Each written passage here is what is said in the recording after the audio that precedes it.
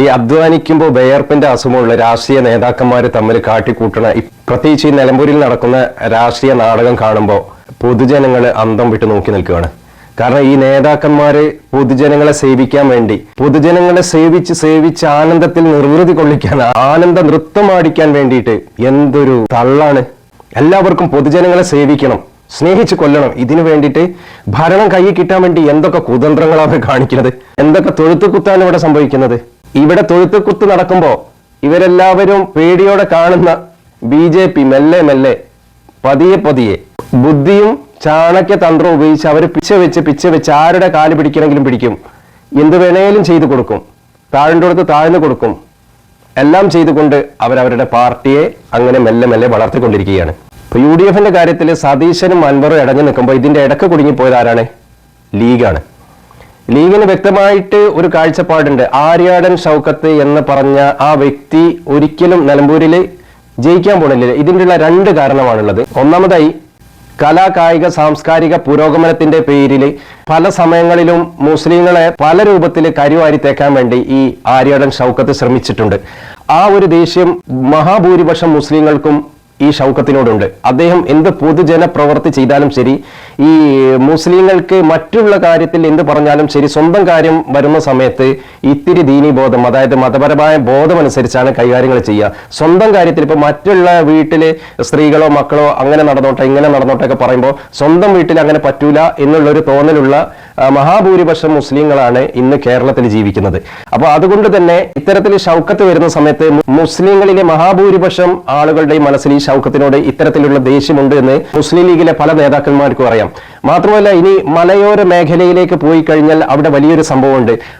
വർഷങ്ങൾക്ക് മുന്നേ ആദിവാസി ഗ്രാമങ്ങളിൽ കുന്നും മലയും കാടും എല്ലാം കയറിക്കൊണ്ട് ഒരു യുവ ഡോക്ടർ അവർക്ക് വേണ്ട ഭക്ഷണവും അതുപോലുള്ള മരുന്നും മറ്റെല്ലാ സഹായങ്ങളുമായി സ്വന്തം ചുമലിൽ ഏറ്റിക്കൊണ്ട് ഒരു യുവ ഡോക്ടർ നടന്ന് കയറിയ ഒരുപാട് വീഡിയോകൾ നമ്മൾ കണ്ടതാണ്.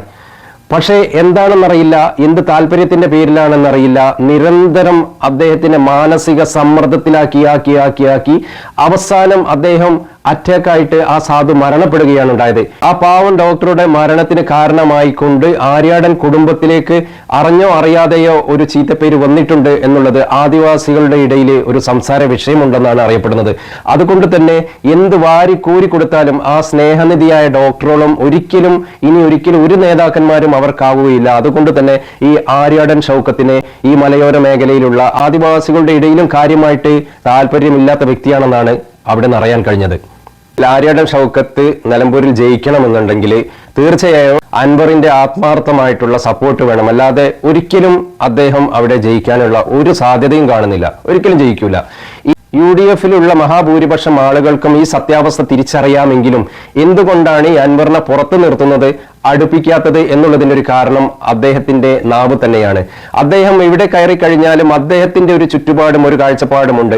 അതിനപ്പുറത്തേക്ക് ഇപ്പുറത്തേക്ക് നിന്ന് കഴിഞ്ഞാൽ അദ്ദേഹം വിളിച്ചു പറയും, ഇറങ്ങിപ്പോരും. ഇത്തരത്തിലുള്ള ഒരു അനുഭവം ഉള്ളത് കൊണ്ട് തന്നെ എല്ലാവരും വളരെ സൂക്ഷ്മതയോടുകൂടെയാണ് അൻവറിന്റെ കാര്യം കൈകാര്യം ചെയ്യുന്നത്. പക്ഷെ ഈ അൻവർ പൊതുജനങ്ങൾക്ക്, സാധാരണ മനുഷ്യർക്ക് ഈ അൻവർ പറയുന്ന എല്ലാ കാര്യവും ശരിയാണ്, അദ്ദേഹം പറയുന്ന എല്ലാ കാര്യങ്ങളും കണ്ണിന്റെ മുന്നിൽ നമ്മളെല്ലാവരും കാണുകയാണ്, എല്ലാം സത്യമാണ്. പക്ഷെ രാഷ്ട്രീയത്തിലൂടെ ഇത്തരം കാര്യങ്ങൾ എങ്ങനെ കൈകാര്യം ചെയ്യണം എന്നുള്ള ഒരു കഴിവ് കുറവ് അൻവറിനുള്ളത് കൊണ്ടാണ് ഇദ്ദേഹം എപ്പോഴും ഈ വാർത്താ സമ്മേളനം നടത്തേണ്ടി വരുന്നതും അതുപോലെ എല്ലാ കാര്യങ്ങളും ഇങ്ങനെ വെളിവാക്കി വിളിച്ച് പറഞ്ഞുകൊണ്ടിരിക്കുന്നത്. പല കാര്യങ്ങളും പറയാൻ പറ്റാത്തതുണ്ട്, പല കാര്യങ്ങളും പറയേണ്ടതുണ്ട്. പക്ഷേ ഇദ്ദേഹം ഈ അവസരത്തിലും അനവസരത്തിലും എല്ലാം കൈകാര്യം ചെയ്യുന്നത് കൊണ്ട് തന്നെ എല്ലാവർക്കും അൻവറിനെ പേടിയാണ്.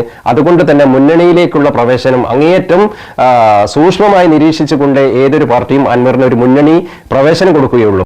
ഇനി അൻവറിന് തിരിച്ചറിയേണ്ട ഒരു കാര്യം, അൻവറിനെ സഹകരിപ്പിക്കുകയാണെങ്കിലും ഈ നിലമ്പൂരിന്റെ ഈ ഒരു ഇലക്ഷനിൽ മാത്രമേ UDF ഒരു പക്ഷേ നിങ്ങളെ ചേർത്ത് പിടിക്കുകയുള്ളൂ. ഇപ്പോൾ ഇന്ന് ഇവിടെ അൻവറിനെ ചേർത്ത് പിടിക്കാൻ വേണ്ടി വ്യഗ്രത കൊള്ളുന്നതിന്റെ വേറൊരു വിഷയം ഇവിടെ ഉണ്ടായത്, ഇപ്പോൾ അൻവറിനും UDF-നും ഒരുമിച്ച് പണി കിട്ടിയിരിക്കുകയാണ്. മാർക്സിസ്റ്റ് പാർട്ടിയെ, ഇടതുപക്ഷ ജനാധിപത്യ മുന്നണിയെ വെല്ലുവിളിച്ചുകൊണ്ടിരിക്കുകയാണ്. ഒരു നല്ലൊരു നേതാവിനെ, നല്ലൊരു സ്ഥാനാർത്ഥിയെ ഇവിടെ കാണിക്ക്, എന്നിട്ട് സംസാരിക്ക്. അവരെടുത്തിട്ട് കൊടുത്തു. അവരത് അടിപൊളി സ്ഥാനാർത്ഥി എടുത്ത് പുറത്തിട്ടു. അദ്ദേഹം ഷൗക്കത്തിനെ അപേക്ഷിച്ച് മുസ്ലിങ്ങളുടെ ഇടയിൽ ഒരുപാട് സ്വീകാര്യനാണ്. കാരണം പ്രത്യേകിച്ച് യാഥാസ്ഥികരായ സാധുക്കളായ മുസ്ലിങ്ങൾക്ക് ഒരു പ്രത്യേക ഒരു വിശ്വാസപ്രകാരം അവർക്ക് കൂടുതൽ ശാസ്ത്രവും സാഹിത്യവുമായി മതമായി കൂട്ടിക്കുഴയ്ക്കാനൊന്നും ഇഷ്ടമില്ലാത്ത ഒരു തരത്തിലുള്ള ഒരു പ്രത്യേക ആളുകളാണ് അവിടെ ഈ നിലമ്പൂരിൽ ജീവിക്കുന്ന ഒരു പാവപ്പെട്ട ഒരു മുസ്ലിം സമൂഹമാണ്. അവരുടെ വിശ്വാസത്തിൽ ഈ സാഹിത്യത്തിന്റെയും കലയുടെയും പേരിൽ കൈയിട്ട് കുളമാക്കാത്ത ഒരു നല്ലൊരു നേതാവിനെ വളരെ ബുദ്ധിപൂർവ്വം തെരഞ്ഞ് കണ്ടുപിടിച്ച് അത് ആ സ്ഥാനാർത്ഥിയാക്കി മുന്നിലിട്ട് കൊടുത്തു. ഇപ്പോ ഇദ്ദേഹത്തിന് മലയോര മേഖലയിൽ നല്ല പിടിപാടുള്ള നേതാവാണ്. അതുപോലെ തന്നെ മുസ്ലിം സമൂഹത്തിലെ മഹാഭൂരിപക്ഷം ആളുകൾക്കും സ്വീകാര്യനായ ഒരു സ്ഥാനാർത്ഥി എടുത്ത് കൊടുത്തു. ഇടതുപക്ഷ ജനാധിപത്യ മുന്നണിക്ക് ഒരു അവിവേകം സംഭവിച്ചോ എന്നാണ് ഇപ്പോൾ ഇവിടെ തോന്നുന്നത്. പ്രത്യേകിച്ചും ഇടതുപക്ഷ ജനാധിപത്യ മുന്നണിക്ക് അൻവറും സതീശനും തമ്മിൽ അടിഞ്ചുടഞ്ഞ് പിരിഞ്ഞ് അൻവർ സ്ഥാനാർത്ഥിയായി വന്നതിന് ശേഷമാണ് ഇദ്ദേഹത്തെ കൊണ്ടുവന്നതെങ്കിൽ 100% ആ സ്ഥാനാർത്ഥി ജയിക്കുമായിരുന്നു എന്നുള്ളതിന് ഒരു സംശയമില്ല. കാരണം കിട്ടുന്ന വോട്ട് അൻവറിന് ഭാഗിക്കും, കുറച്ച് ഷൗക്കത്തിന് ഭാഗിക്കും, ഇങ്ങനെയെല്ലാം കൂടെ ആകെ കുളമാവും. ആ സമയത്ത് പിടിച്ചു കയറാം. പക്ഷെ കുറച്ച് മുന്നേ പ്രഖ്യാപിച്ചത് കൊണ്ട് തന്നെ എന്ത് പരസ്പരം വിട്ടുവീഴ്ചക്കും തയ്യാറായിക്കൊണ്ട് തന്നെ ഈ ഒരു ഇലക്ഷനിൽ അൻവർ ഇപ്പോ ഇവരുമായിട്ട് സഹകരിക്കും എന്നുള്ളതാണ് എനിക്ക് തോന്നുന്നത്. പക്ഷെ അൻവറിനെ ഇഷ്ടപ്പെടുന്ന മുഴുവൻ ആളുകളും പല ആളുകളുമായിട്ട് സംസാരിക്കുമ്പോൾ അവർ പറഞ്ഞ സ്ഥാനാർത്ഥിയായിട്ട് നിന്നതാ ജയിപ്പിച്ച് കയ്യിൽ കൊടുക്കുന്ന കാര്യങ്ങൾ ഞങ്ങളേറ്റ്. പക്ഷെ അയാൾ നിൽക്കുന്നില്ലല്ലോ. അത്ര സങ്കടപ്പെട്ടിട്ടാണ് നിലമ്പൂരുള്ള പ്രത്യേകിച്ച് ഓട്ടോറിക്ഷ ഡ്രൈവർമാരും കൂലിപ്പണിക്കാരും പാവപ്പെട്ട ജനങ്ങളെല്ലാം അൻവർ എങ്ങനെയെങ്കിലും ഒന്ന് സ്ഥാനാർത്ഥിയാണെന്ന് പറഞ്ഞു കിട്ടിയാൽ മതി, കുത്തി ജയിപ്പിച്ച് തരാമെന്ന് എഗ്രിമെന്റ് ആണ് അവരെ. പക്ഷേ അവിടെ അൻവർ ഒരു പക്ഷേ പരാജയപ്പെട്ടു പോയ അൻവർ എന്ന ആ ചാപ്റ്റർ അവസാനിച്ചു എന്ന് അൻവറിനും അറിയാം. അതുകൊണ്ട് പരസ്പരം രണ്ടുപേരും ഇതിന്റെ അകത്ത് സതീശന് കോൺഗ്രസ് എങ്ങനെയായാലും കുഴപ്പമില്ല. പല പ്ലാനിങ്ങോട് കൂടെ നടക്കുന്ന പ്രതിപക്ഷ നേതാവ് സതീശന് ഇത് അൻവറിന്റെ കൈയും കാലും പിടിക്കാൻ അദ്ദേഹത്തിന് താല്പര്യമില്ല. പ്രത്യേകിച്ചും അൻവറിന്റെ ജീവിതത്തിൽ ഏറ്റവും മോശം കാലമാണ് ഈ ഷൗക്കത്തിന് വേണ്ടി വോട്ട് കെഞ്ചുക എന്നുള്ളത്. അദ്ദേഹത്തിന്റെ ജീവിതത്തിൽ ഒരിക്കലും മറക്കാൻ പറ്റാത്ത ഏറ്റവും മ്ലേച്ഛമായ ഒരു സംഭവമായിട്ട് അദ്ദേഹം കൽബിൽ എഴുതി വെക്കേണ്ടി വരും. അതാണ് ഈ രാഷ്ട്രീയ കേരളത്തിൽ ഇങ്ങനെ നടക്കുന്ന കാര്യങ്ങൾ കണ്ടിട്ട് പൊതുജനങ്ങൾ ഇങ്ങനെ അന്തം വിട്ട് നിൽക്കുകയാണ്. എല്ലാവരും പൊതുജനങ്ങളെ, പാവപ്പെട്ട മനുഷ്യരെ സഹായിക്കാൻ വേണ്ടിയിട്ട് ഇങ്ങനെ ബാക്കിൽ കൂടുക. കാരണം അവർ സ്വന്തം പോക്കറ്റിൽ നിന്ന് കാശിട്ട് തറവാടൊക്കെ വിറ്റ് കാശിട്ട് പൊതുജനങ്ങളെ സഹായിക്കാൻ വേണ്ടിയിട്ട് ഇറങ്ങും പോലെയാണ് ഇവരൊക്കെ പ്രവർത്തനം കണ്ട. അതുപോലെ സുഹൃത്തുക്കളെ, രാഷ്ട്രീയത്തിൽ ഇറങ്ങുന്നത് കൈയിട്ട് വരാണ്. ഏത് രാഷ്ട്രീയക്കാരാവട്ടെ അവർ ഇതിലേക്ക് ഇറങ്ങുന്ന സമയത്തുള്ള സാമ്പത്തിക ശേഷിയും 1-2 വർഷം കഴിയുമ്പോഴേക്ക് അവർ ബിനാമിയായിട്ടും അക്കൗണ്ടിലായിട്ടും മറ്റ് വിദേശ ഫണ്ടായിട്ടും കുമിഞ്ഞു കൂടുന്നത് എന്തിനാണ് ഇവിടെ കേരളത്തിൽ വികസനം വരാൻ വേണ്ടിയിട്ട് എല്ലാവരും ഇങ്ങനെ പരസ്പരം മത്സരിച്ച് കുന്തിരി പിടിച്ചോടുന്നത്? ഒരു വികസനത്തിന്റെ പേരിൽ എത്ര കോടി രൂപയാണ് ഇത്തരം ആളുകളെ പോക്കറ്റിലാവുന്നത്?